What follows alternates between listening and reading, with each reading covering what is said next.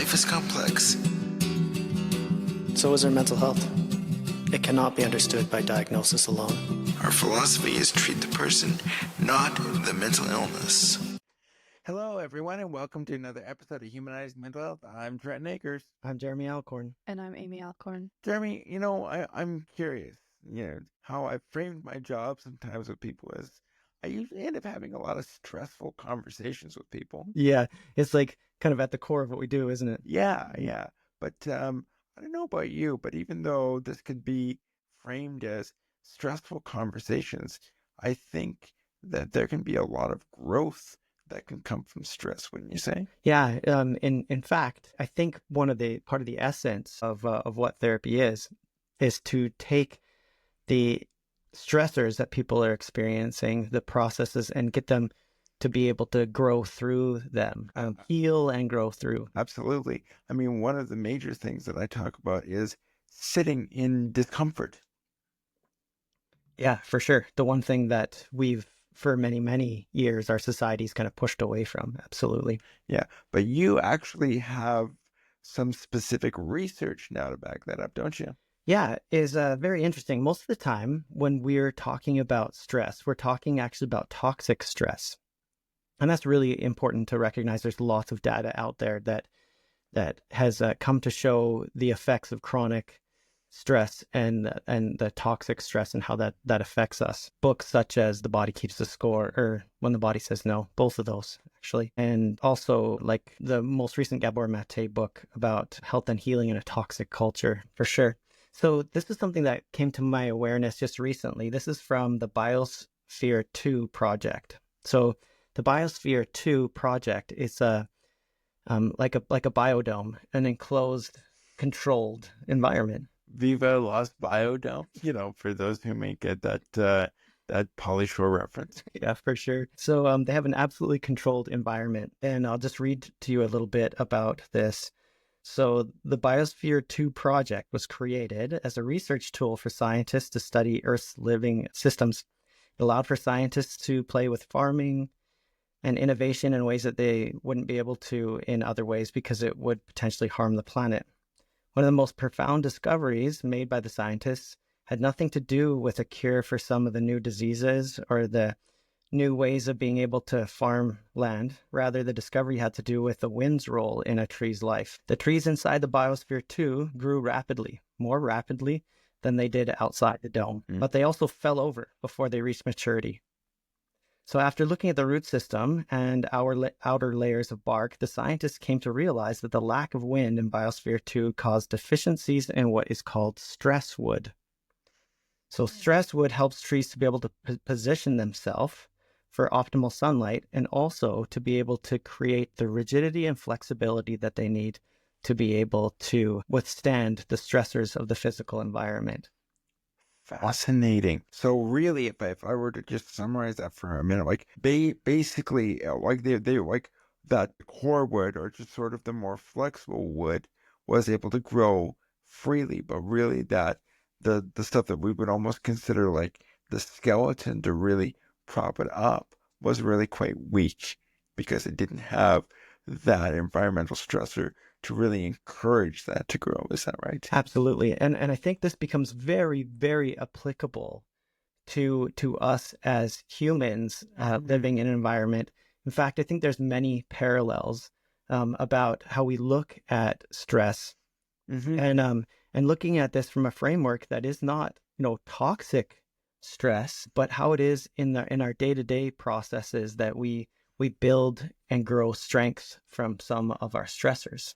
Absolutely. I think about that specifically when I think about life transition for people. And a lot of times what I've dealt with for people, like when they're transitioning from high school to post-secondary, because for some people, they like high school, elementary school, it can be quite easy for them.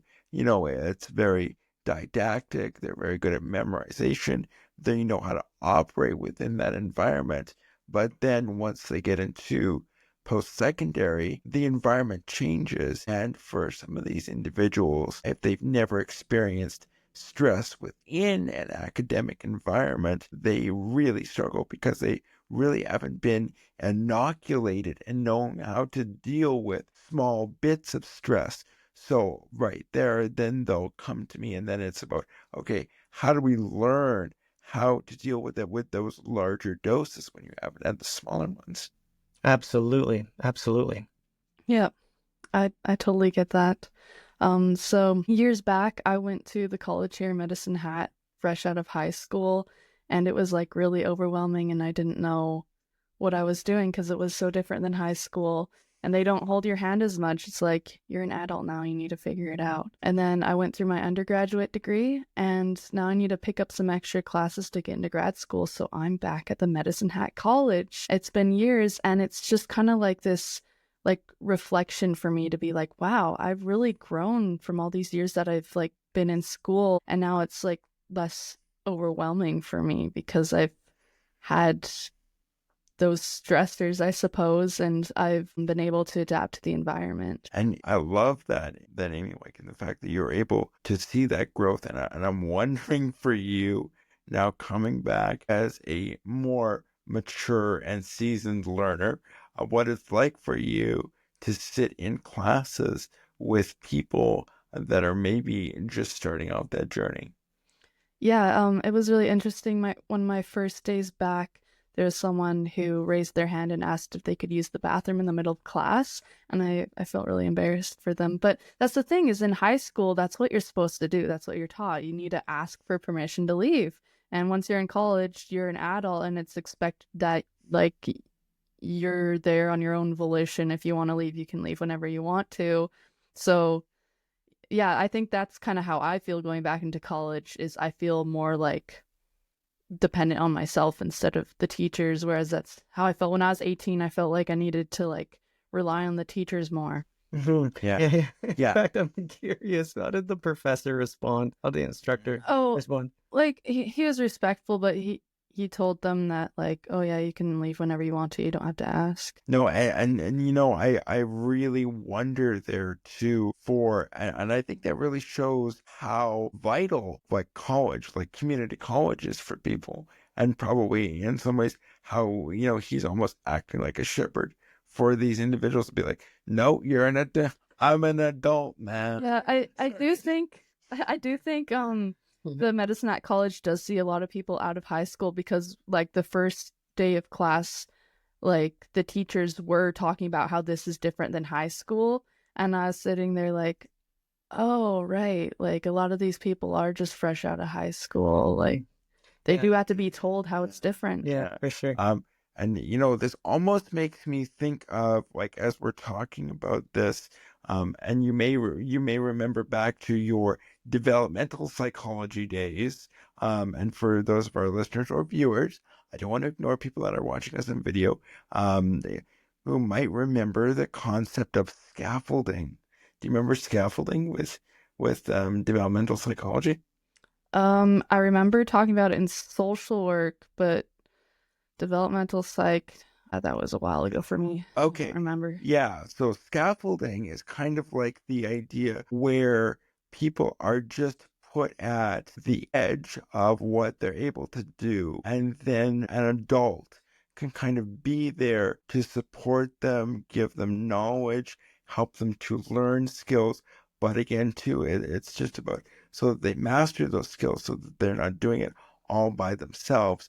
So, for example, this could be something where in cooking, for example, things could start off very simply with, like, you know, learning to do the dishes, or maybe learning to do a recipe, and where they may go through it with them step by step, but then eventually the adult steps back further and further and is able to, you know, move to where they're just directing or maybe doing different parts, and then they do it all by themselves, so that there's a little bit of stress, but it's not so much that it becomes overwhelming. Yeah, for sure. If I could link this in back to the metaphor of trees, I think that this is fundamental in terms of one of the things that really jumped out at me when I looked at this research. And it fits very well with what you're talking about in terms of the development of humans.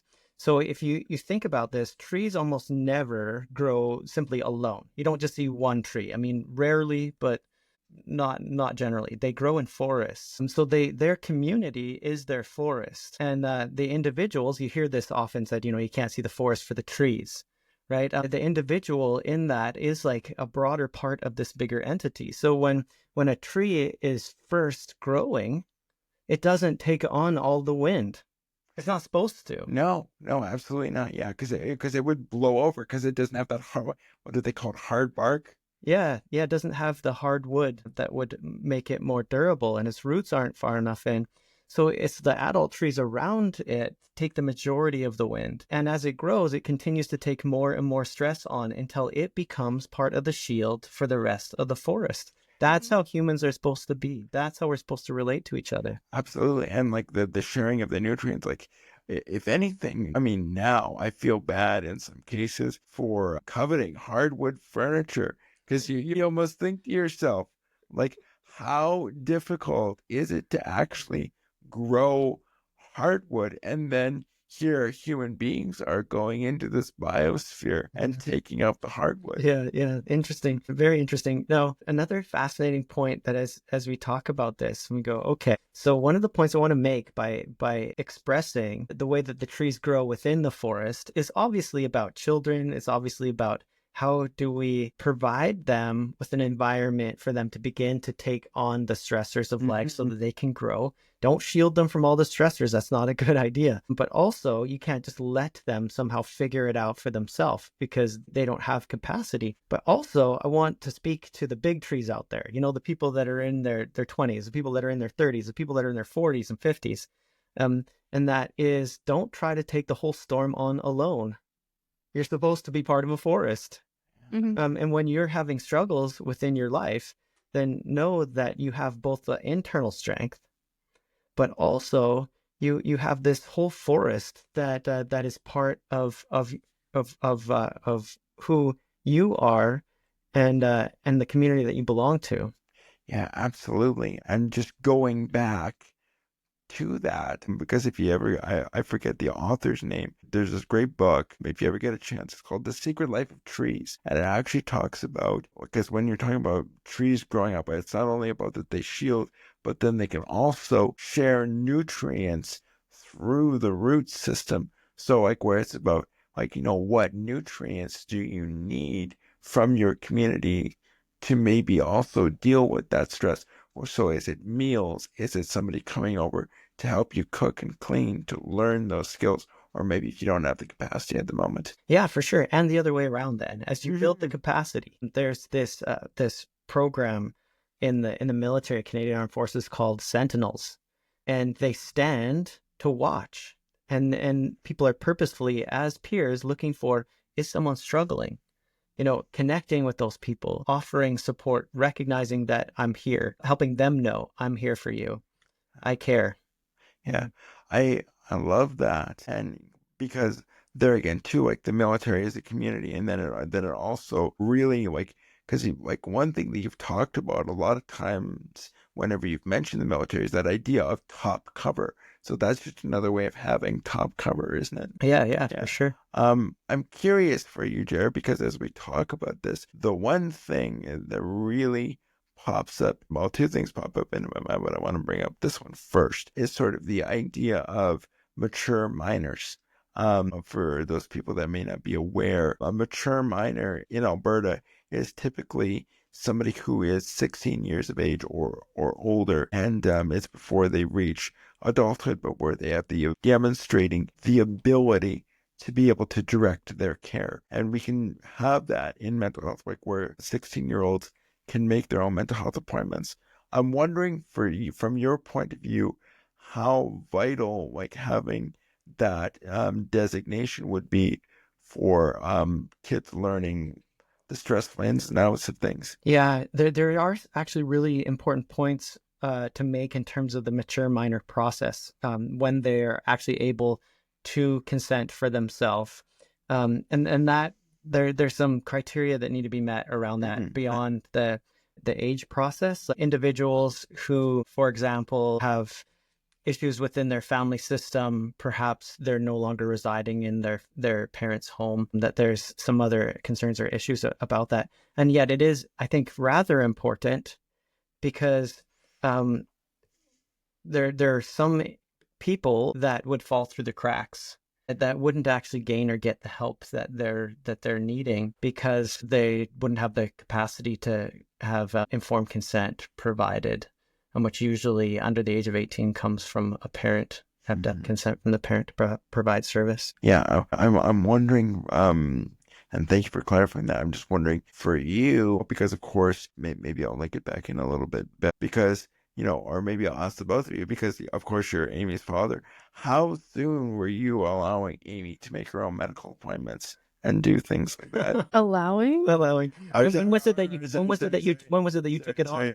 Encouraging. I think when I was younger, I really liked my parents doing that for me. So allowing might be the wrong word. Requiring Requiring me to do it by myself. Yeah, it's much better.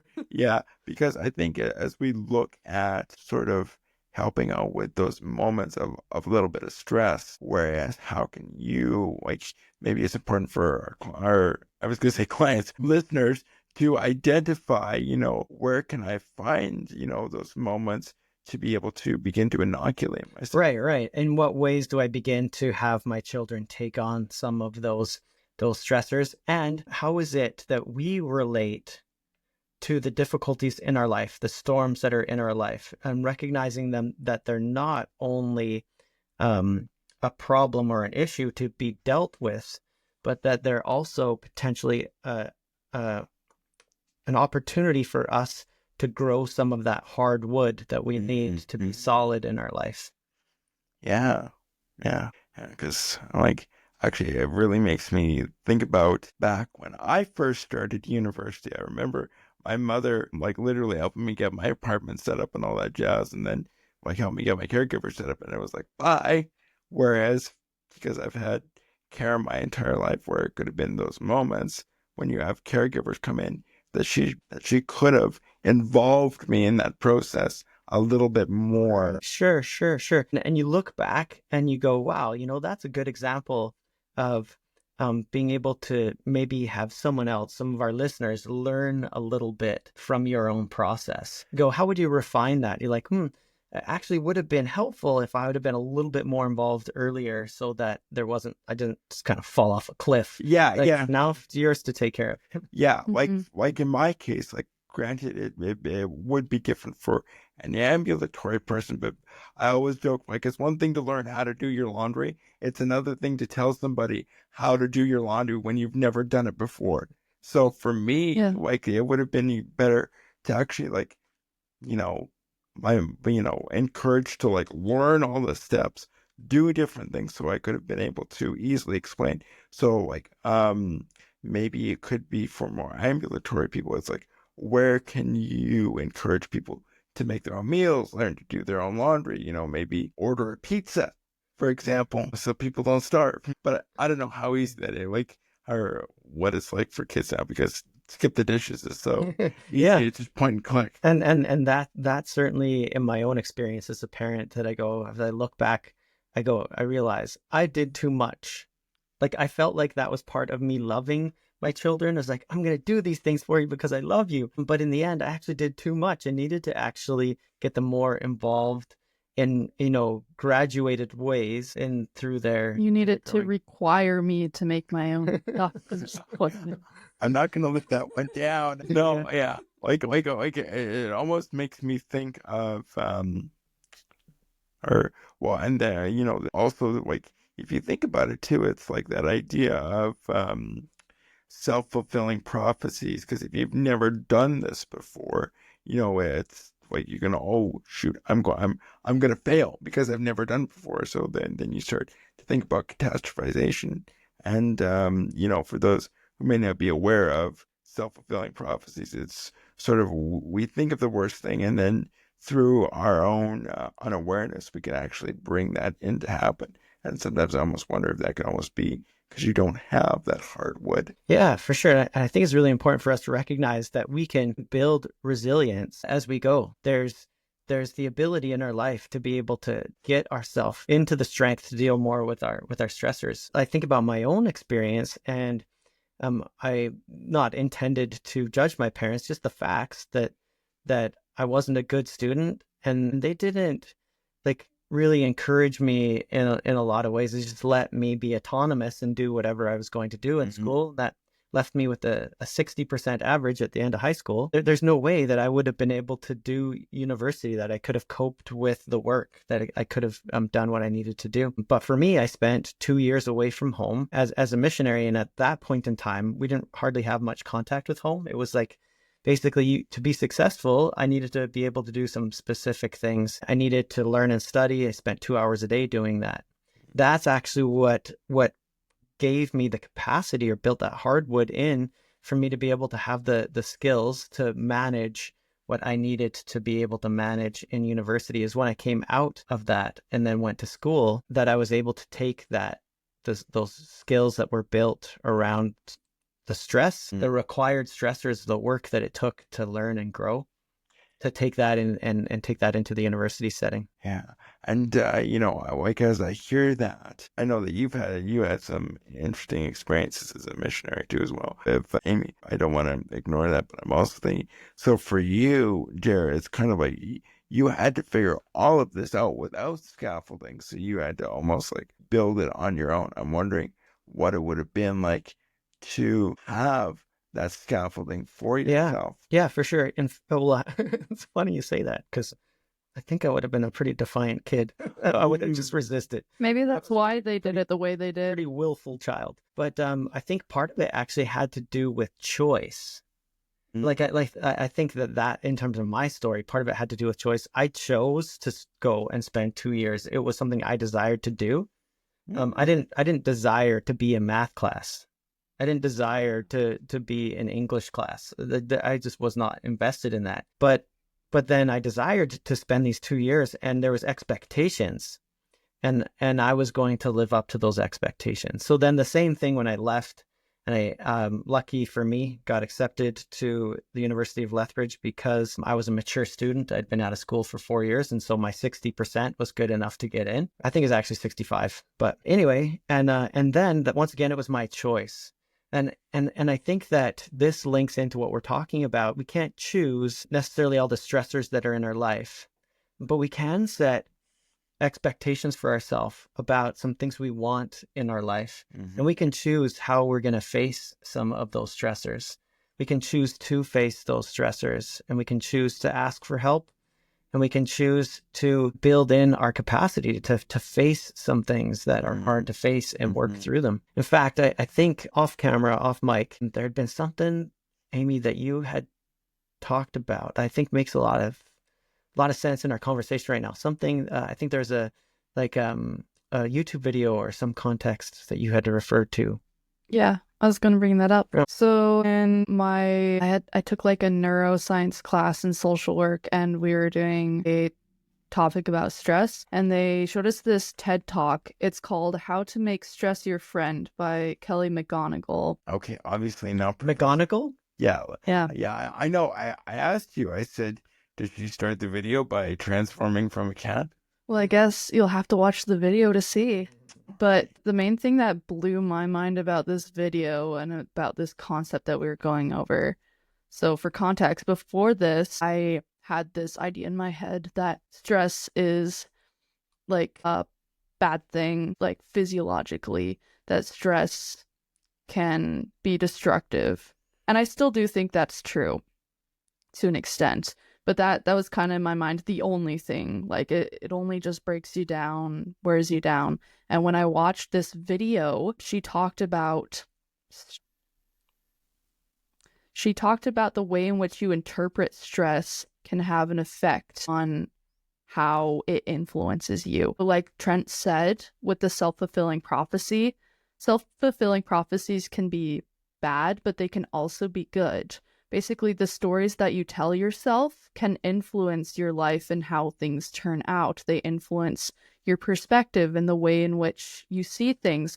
So if, for instance, you're really anxious, let's say you're about to perform in front of people and you have performance anxiety and you're shaking and you're sweating and you're feeling really stressed, you can take that and you can say, wow, my body's trying to shut down. This is too much. I'm really nervous and then you get on the stage and then you start to stutter because you've already set yourself up for failure. Whereas if you take that stress and you notice how your body's feeling, you can say, wow, I remember feeling this way back during another time when I was really excited and happy for something. Mm. And you can take that memory, or you can take that idea of what it feels like to be excited, because excitement and anxiety are physiologically the same thing. And you can say, wow, I think my body's preparing me to be able to perform properly. I think my racing heart is preparing me to be able to be focused and be able to help me with this. And when you go to perform, you're going to be more likely to succeed and for it to be a positive event for you because you took it and you shaped it in a positive way.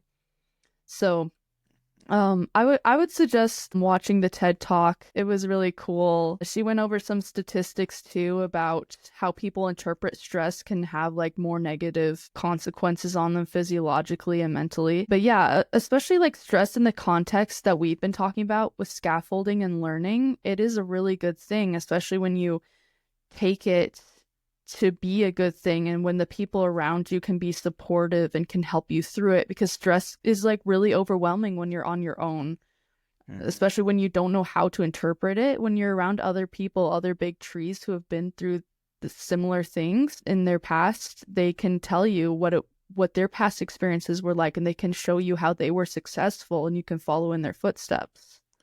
Yeah. Amy, you almost perfectly demonstrated the fundamentals of narrative therapy.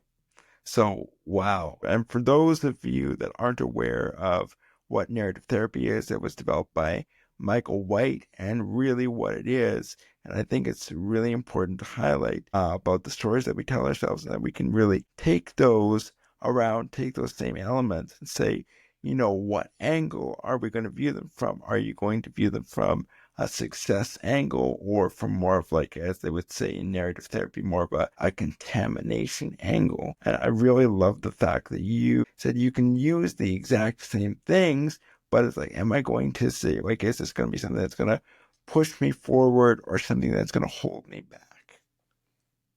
Yeah, I really like that.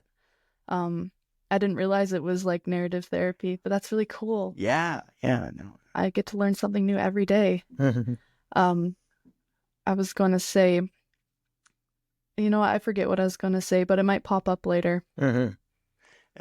Thoughts there, Jam? Oh, yeah. No, I could tell by the creases you had some thoughts. Yeah, it makes a lot of sense to me that that part of what we experience is the meaning that we make out of it from our cognitive or our thinking part. That we experience as emotions sometimes directly, not simply as a result of our thoughts, emotions. Let me use that a different word. We experience feelings because these are physical sensations that we have. And then sometimes our thoughts are trying to interpret that. And if we could have a particular attitude that is going to take us in a better direction, then I think that that's really important, especially when you're talking about something like, I'm going to perform, I'm going to be involved in, say, a championship game. Those are things that are not life-threatening. Those are things that if you lose, you're not going to die. And we need to put this into perspective. This is that response that we're getting is not like you're being attacked by a saber-toothed tiger.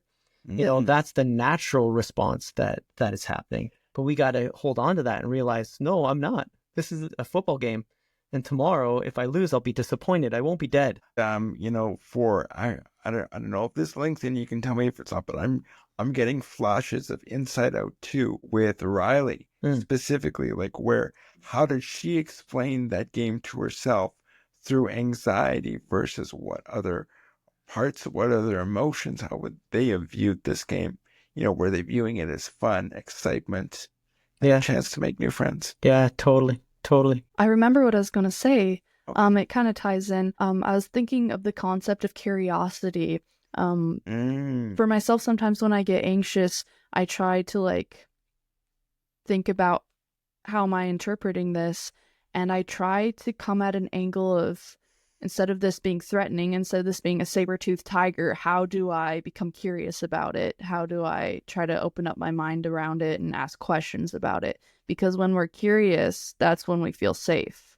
And when we feel safe, then we aren't as stressed or as anxious. And I love that. I think that curiosity is so important, but I think it's also important to acknowledge that anxious part of ourselves and to be able to say, yes, I'm feeling this. But it's almost like saying, and, yes, I'm feeling this. And what else could it be? Totally. Another thing that jumps out at me that I think is really relevant in this conversation that I wanted to make sure that we draw in was something that, Trent, I think you said just before we hit record about your own experience, how it relates in terms of physically. We talk about trees, and you were making a comparison that is about your own physical strengths, and I'm curious about that. Okay, yeah. So I don't think I've actually mentioned this on the podcast. So I wear something called AFOs, or what they're called is ankle foot braces. And what those are is those are devices in order to help to stabilize my ankle and foot so that when I do weight bearing, it's very important. And it actually helps with blood flow. But if I were to only have the ankle foot braces and never actually push on my legs or cause my feet to grow, and you'll actually find this with people that are wheelchair users, they tend to have smaller feet, but that's because the bones in our feet actually grow from pressure. So if you don't push on them, even if you have the support, but if you don't have that stress, there's going to be nothing that will grow from that. So even though I wear these all the time, I still need to stretch. I still need to push on myself, because if not, for lack of a better term, they can become useless appendages. Yeah, absolutely. And there's a similar process that we find in people as we age. As we age, then people tend to be less ambulatory, or they just move around less. And often people think you just simply get weaker bones when you get older, and that is true. But also, if we're not weight bearing, then our bones won't be strong. Just in the same way that position of gravity causing stress against our bones then are stronger.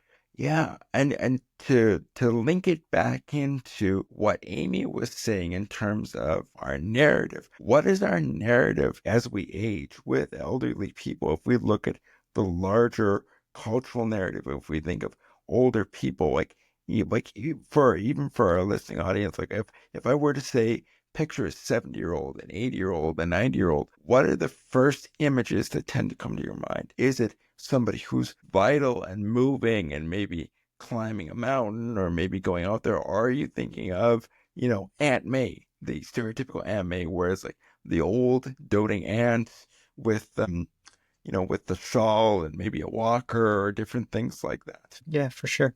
And then how does that impact their looking at stress and about, oh, I'm too old to do that now. I need help. And maybe you do need some, but there again, too, to use it. And the old saying, if you don't use it, you'll lose it. So It's like, how can you keep nurturing that throughout your life? Often, sadly, a lot of older people are separated from other parts of society as well. Like, we put them in homes where they're not with their families. I think the nuclear family in that sense is like taking forests and dividing all the trees up so that they're weak and on their own. It's really sad. Absolutely. When I think of older trees, I also think of like a biosphere unto themselves. So there may be moss, there may be lichens, there may be, animals that live inside of them that can encourage, that biosphere. So what nutrients are we really cutting off from the broader community? Yeah. So one of the kind of pulling this into position of takeaways, there's a few things that jump out to me.